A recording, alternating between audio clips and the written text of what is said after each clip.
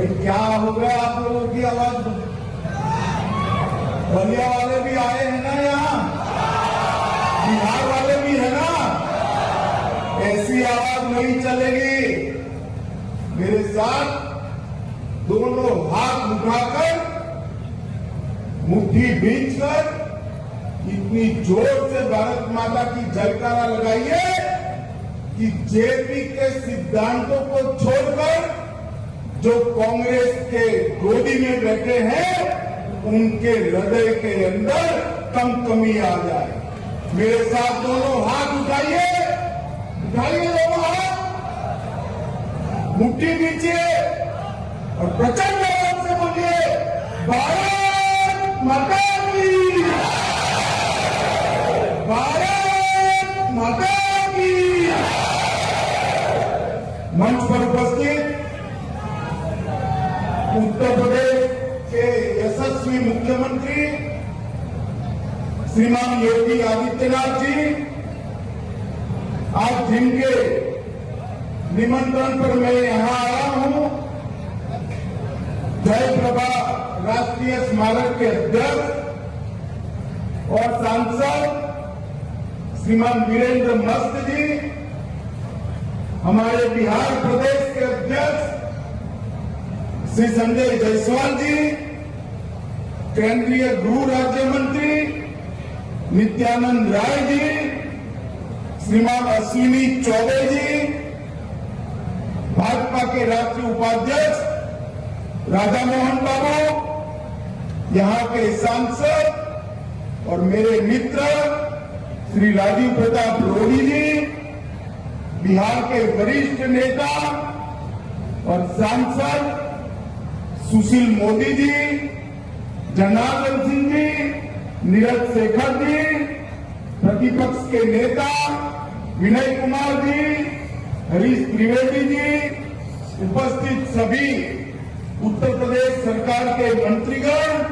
और आज जेपी की जन्मभूमि पर इतनी बड़ी संख्या में आए हुए मेरे प्यारे भाइयों बहनों को मेरा प्यार नमस्कार। मित्रों, जयप्रकाश जी पूरा हो रहा है और जेपी की जन्म जयंती के दिन ही पूरा हो रहा है।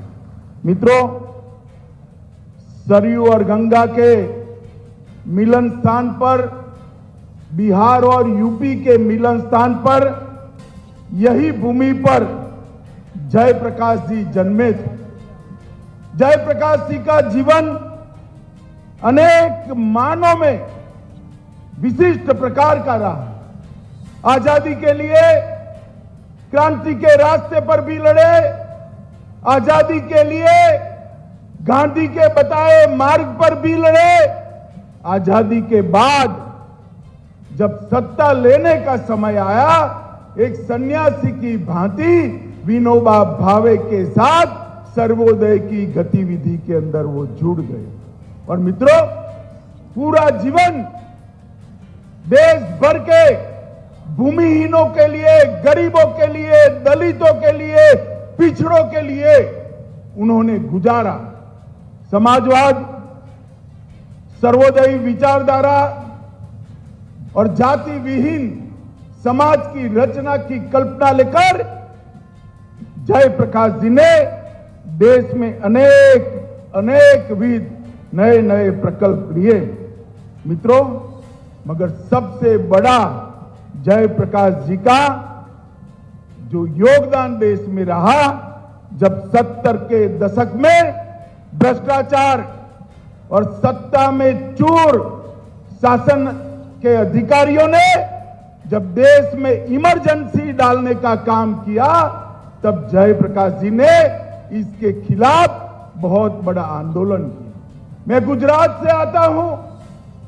1973 में गुजरात के अंदर इंदिरा जी के अगुवाई में कांग्रेस की सरकार चलती थी। चिमन पटेल मुख्यमंत्री थे, बिहार में अब्दुल गफार मुख्यमंत्री। और मित्रों, इंदिरा जी ने सार्वजनिक रूप से सरकारों को चंदा उगाने का काम दिया।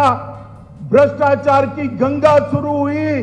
इसके खिलाफ गुजरात के विद्यार्थियों ने आंदोलन किया और वो आंदोलन का नेतृत्व जयप्रकाश नारायण ने किया और गुजरात में सत्ता बदल दी। उसके बाद बिहार में आंदोलन किया और बिहार के अंदर जो आंदोलन हुआ वो गांधी मैदान की रैली देखकर इंदिरा गांधी के पसीने छूट गए। मित्रों, देश के प्रधानमंत्री को जब जजमेंट आया तब मजबूर होना पड़ा, देश के अंदर इमरजेंसी डाली और जेपी को भी जेल में डाल दिया। देश के विपक्ष के कई नेताओं को जेल में डाला। उनको था जेल में डालने से जेपी, मोरारजी भाई, अडवाणी जी, अटल जी सबके हौसले पस्त होंगे। मगर 1942 के भारत छोड़ो आंदोलन में हजारीबाग की जेल जिसको न रोक सकी, वो जयप्रकाश को इंदिरा जी की यातना न रोक पाई। जब इमरजेंसी उठी, जेपी ने पूरे विपक्ष को एक किया और उसके बाद देश में पहली गैर कांग्रेसी सरकार बनाने का काम मित्रों जयप्रकाश नारायण ने किया। उस वक्त पहली बार जेपी ने जनसंघ को भी साथ में लिया और सत्ता के बाहर रहकर परिवर्तन किस प्रकार से किया जा सकता है उसका उत्कृष्ट उदाहरण अगर किसी ने दिया मित्रों तो जयप्रकाश नारायण ने दिया। आज देश में मोदी जी के नेतृत्व में एक सरकार चल रही है। 8 साल से जो जयप्रकाश के सिद्धांत थे, विनोबा के सिद्धांत थे, सर्वोदय के, वो सर्वोदय के ही नारे को मोदी जी ने अंत्योदय के साथ जोड़कर गरीब कल्याण की एक नई पीठिका शुरू की।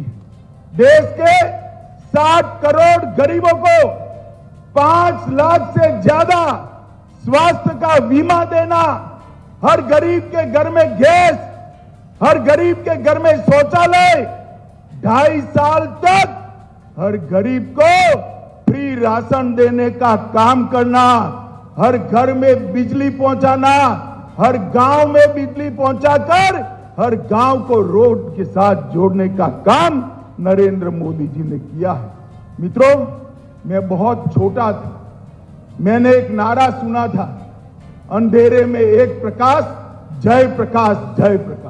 और उसी नारे पर गुजरात और बिहार के युवा एकत्रित होकर सत्ता परिवर्तन करे थे। मगर जेपी ने साथ में संपूर्ण क्रांति का भी नारा दिया था। संपूर्ण क्रांति के नारे को किसी भी कांग्रेसी ने सफल बनाने का यत्न नहीं किया। संपूर्ण क्रांति के नारे को सफल बनाने का काम देश के प्रधानमंत्री नरेंद्र मोदी जी ने किया है। मित्रों, नरेंद्र मोदी जी ने किया है। आज देश भर के 60 करोड़ गरीबों को उनके जीवन स्तर को ऊपर लाकर उनके लिए रोजगारी के मौके सृजित कर उनके जीवन में उनके घर से धुआं निकालकर घर में उजियारा करने का काम नरेंद्र मोदी जी ने किया है। मित्रों, 74 में जब जयप्रकाश जी ने बिहार में आंदोलन किया, अराजनीतिक आंदोलन, सारी विचारधारा के छात्र जेपी की अगुवाई में इकट्ठा हुए थे। सुशील जी यहां बैठे हैं, सुशील जी भी उसी आंदोलन की प्रोडक्ट हैं। मगर उस आंदोलन की और कई लोग हैं जो पूरा जीवन जेपी का और लोहिया जी का नाम दिए। मित्रों, आज मैं बिहार की जनता को पूछने चाहता हूं, जो जेपी का नाम लेकर जेपी आंदोलन से उपजे नेता आज कांग्रेस के गोदी में बैठे हैं केवल और केवल सत्ता के लिए, उसके साथ आप सहमत है क्या? जरा जोर से बोलिए, सहमत है क्या? ये जयप्रकाश के सिद्धांतों की राजनीति है, ये जयप्रकाश का बताया हुआ मार्ग नहीं। जयप्रकाश जी ने जीवन भर सत्ता के लिए कुछ नहीं किया, पूरा जीवन सिद्धांत के लिए। और आज 5-5 बार सत्ता के लिए पाला बदलने वाले लोग बिहार के मुख्यमंत्री बनकर बैठे हैं। बिहार की जनता को तय करना है कि जयप्रकाश के दिखाए हुए रास्ते पर चलने वाली, नरेंद्र मोदी के नेतृत्व वाली भारतीय जनता पार्टी चाहिए या जयप्रकाश के रास्ते से भटककर सत्ता के लिए समाधान करने वाली ये गठजोड़ की सरकार चाहिए। मित्रों, आने वाले दिनों में जेपी के सिद्धांतों के कई लोग, अनुयायी युवा पैदा हो, इसके लिए स्मारक बनाने का विचार नरेंद्र मोदी जी ने दिया था। मैं बधाई देना चाहता हूं, साधुवाद देना चाहता हूं भाई वीरेंद्र मस्त जी को, जिन्होंने ट्रस्ट के अध्यक्ष के नाते इसके पीछे पड़कर इसको पूरा करने का काम किया है। और आज जेपी के सिद्धांतों के लिए उन्हीं के जन्म के गांव के अंदर एक बहुत बड़ा स्थानक बना है। यहां पर रिसर्च सेंटर भी बनने वाला है, यहां पर फैकल्टी की रहने की सुविधाएं भी बनने वाली, यहां पर विद्यार्थियों की रिसर्च की सुविधा भी रहने की बनने वाली है। और जेपी का सिद्धांत, ग्रामीण विकास का सिद्धांत, ये सिद्धांत को कैसे आगे बढ़ाया जाए, इसका हमेशा के लिए ये बहुत बड़ा स्थान बनने वाला है। मित्रों, जयप्रकाश जी ने ढेर सारे क्षेत्रों में, चाहे सहकारिता का हो, चाहे ग्रामोत्थान का हो, चाहे सर्वोदय का हो, हर क्षेत्र में बहुत योगदान दिया है। आज जेपी की जन्म जयंती है। पूरे देश भर में लोग जयप्रकाश जी को याद कर रहे हैं। मैं फिर से एक बार वीरेंद्र जी को बात कर मेरी बात समाप्त करना चाहता हूं कि वीरेंद्र जी, ये यात्रा को यहां तक तो ले आए हैं, इसको लॉजिकल एंड तक ले जाने के लिए लगे रहिएगा। जेपी के सिद्धांतों को अगर हम जिंदा रखेंगे तो उसी में से आगे पर देश को चलाने की, देश को आगे बढ़ाने की युवा शक्ति प्राप्त होगी। मैं फिर से एक बार सभी का धन्यवाद कर मेरी बात को समाप्त करता हूं। मेरे साथ दोनों हाथ उठाकर जयप्रकाश अमर रहे के नारे लगाएंगे। मेरे साथ बोले, जय प्रकाश, जेपी, जय प्रकाश, वंदे वंदे, भारत माता की।